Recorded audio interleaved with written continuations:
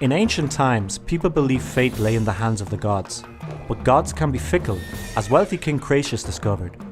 When the Delphic oracle foretold that a great empire will be destroyed if Croesus attacked the Persians, the king believed fortune smiled upon him. He never imagined the lost empire would be his own.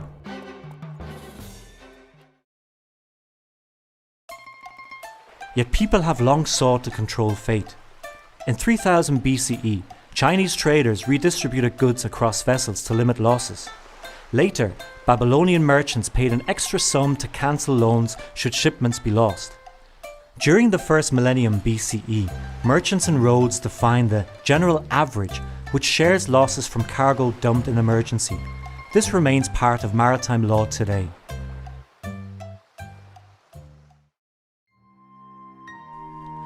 In ancient Greece and Rome, the idea of insurance took root as guild members supported each other through funds. This later inspired the creation of Monte dei Paschi, the world's oldest bank. Formed in 1472, it enabled farmers to insure each other against bad weather. However, the tools to assess uncertainty and risk still didn't exist.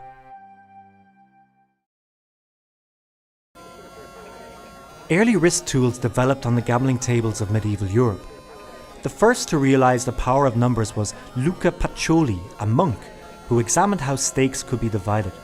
But it was Girolamo Cardano, a famed physician and gambling addict, who calculated the probability of rolling specific numbers with a pair of dice, becoming one of the first people to measure risk. But Cardano never quite articulated the most powerful risk management tool, the laws of probability. This was left to 17th century mathematicians Blaise Pascal and Pierre de Fermat, who defined a method for calculating probabilities that enabled forecasting. This became the basis of decision-making in business and risk management, particularly in insurance.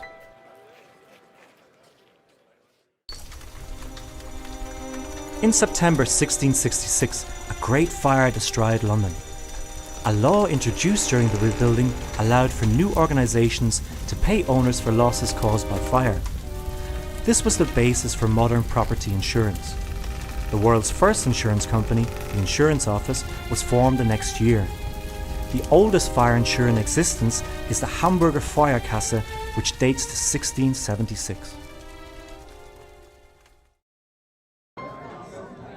London's importance as a trade centre increased demand for marine insurance. In the 1680s, the coffee house of Edward Lloyd became a haunt for ship owners, merchants and captains to exchange news. People wishing to insure cargoes and those willing to underwrite ventures also met there, leading to the creation of Lloyd's of London, still a famed market for risk insurance.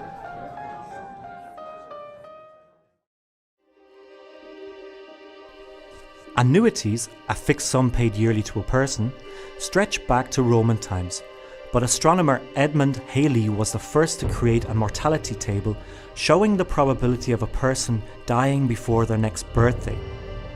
Published in 1693, it enabled the British government to finance budget deficits by selling life annuities at a price based on the age of the purchaser.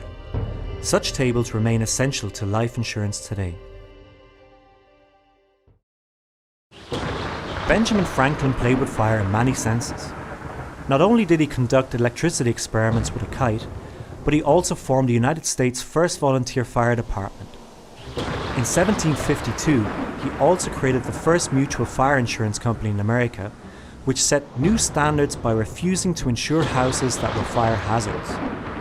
7 years later, he helped set up the first life insurance company in the United States.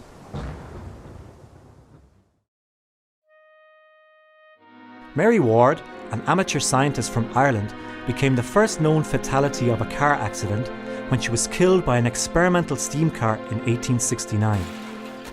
By 1930, the UK had introduced compulsory third-party car insurance to ensure the mounting numbers of victims of car accidents received compensation. Other countries soon followed. As insurance developed, underwriters covered almost any risk, including death by gin drinking. But fire insurance remained the core focus until the end of the 19th century. In 1906, The San Francisco earthquake caused a 3-day inferno. 500 people died, and damage was assessed at $500 million. Together with other foreign insurers, Allianz covered 45% of the insured losses. The rest was covered by US insurers.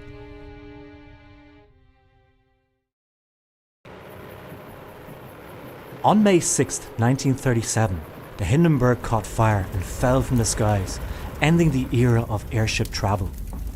The damage was estimated at up to 30 million Reichsmark.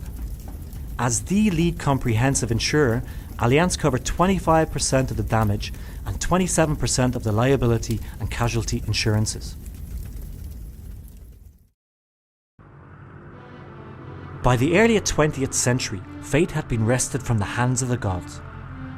Individuals were responsible, often legally, for their own actions. Insurance evolved to cover new complexities. Liability was fiercely discussed. Should somebody be allowed to insure themselves against unintentional failure? Aviation was one area of contention, with the first aviation liability policy written in 1911.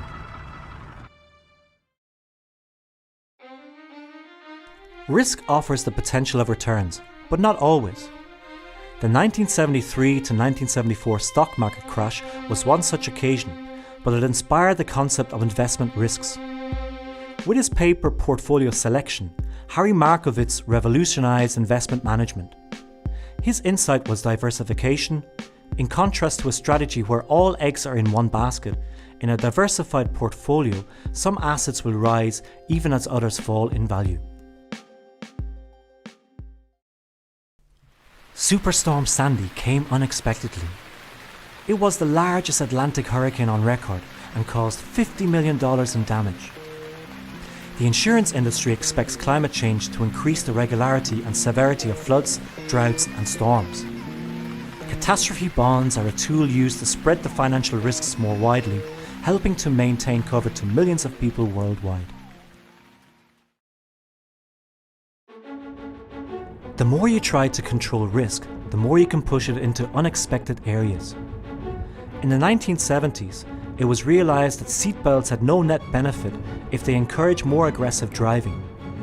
Regulators can, as they rein in the excesses of the finance industry, encourage risk elsewhere.